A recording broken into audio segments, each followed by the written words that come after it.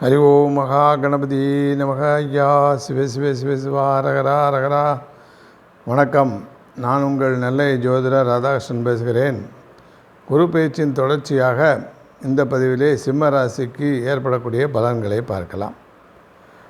சிம்ம ராசியை பொறுத்தளவிலே குரு பகவான் 5, 8ஆம் அதிபதியாக ராசிக்கு வருகின்றார். அவர் கடந்த ஒரு ஆண்டு காலம் மேஷத்திலே பாக்கியஸ்தானம் என்று சொல்லக்கூடிய அமைப்பிலே சிம்மத்திற்கு அமர்ந்திருந்தார்.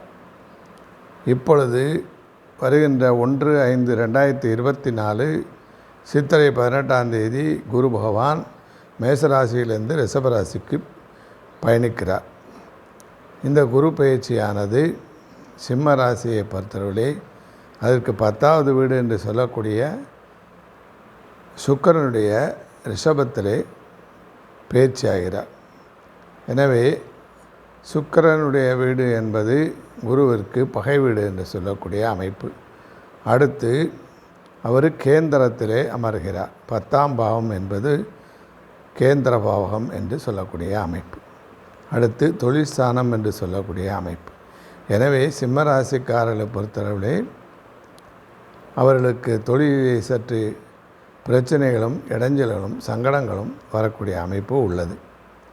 அடுத்து குரு பார்க்கின்ற பாவங்களாகிய சிம்மத்துக்கு 2ஆம் வீடு, அடுத்து 4வது வீடு, அடுத்து 6வது வீடு என்று சொல்லக்கூடிய கன்னி, விருச்சிகம், மகரம் ஆகியவற்றை குரு பார்வை பார்ப்பதனாலே அவர்களுக்கு தனம், குடும்பம், வாக்கு என்று சொல்லக்கூடிய அமைப்பிலே நன்மைகளை உண்டாகும்.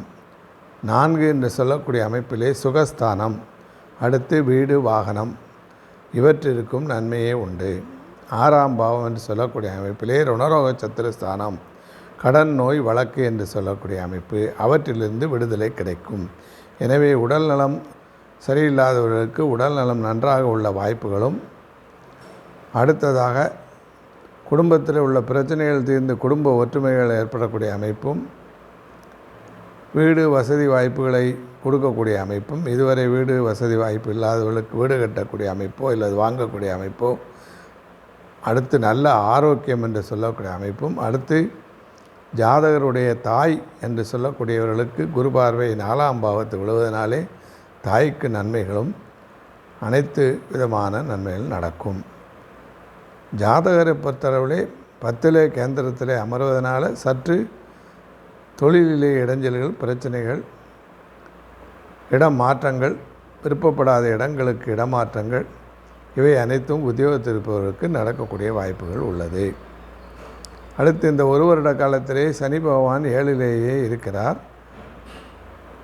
ராகு 8லேயும் 2ல் கேதும் இருப்பதனாலும் சற்று மத்தியமமான பலன்களாகவே இந்த வருட பொறுத்து சிம்மராசிக்கு உள்ளது.